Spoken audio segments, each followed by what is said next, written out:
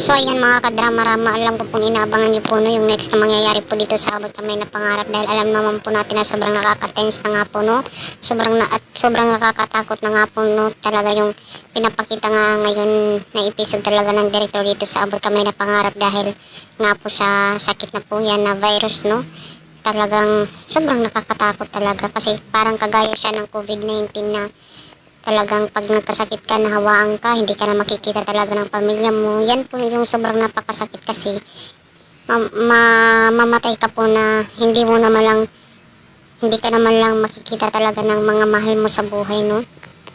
Kaya mga kadrama, alam naman po natin na ngayon talaga itong si Moira, no, is nakalabas na nga po mula doon talaga sa kulungan. Tapos possible nga po talaga itong si Moira din talaga is magkaroon talaga ng virus, no, dahil alis ng alis, diba? Kung saan talagang itong si Zoe, sasabihin niya na, oh my gosh, mami, may virus ka? Diba? Sabi niya, mami, please, lumaban ka, wag mo akong iwan dahil wala na nga po talaga si daddy.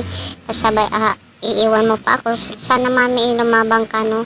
Pero yung iba, sasabihin na nagkaroon ng virus itong si Moira na sana daw matuluyan na, diba? Dahil alam naman po natin na kung gaano talaga ka maraming nagawang hindi mabuti talaga itong si Moira no, na dapat talaga niyang pagbayaran. Kaya ngayon si director, iniba niya yung story, hindi na muna niya finokus talaga doon kina Moira, kina Doc Benitez, kundi finokus niya muna ngayon sa virus na yan.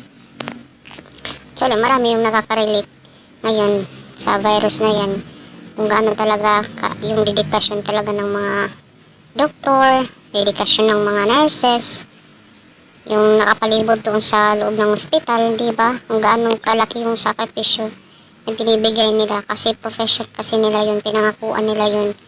Kahit alam naman natin na yung virus na yun is napakadelikado, 50-50 buhay mo talaga yung itataya mo talaga dito sa sakit na yan, no?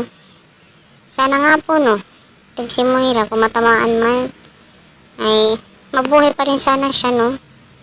Kasi sabi pa nga doon sa kulungan na babalik ka pa rin talaga dito, dahil alam naman po natin na nakalabas talaga itong si Moira dahil nga po sa binago na statement talaga ni Dax, no, dahil sa paggagawan din talaga ni Zoe, at saka sinabi din nung babae doon sa loob ng kulungan na babalik ka pa rin dito, at alam naman po natin na darating yung time na babalik din talaga itong si Moira doon sa loob ng kulungan, diba?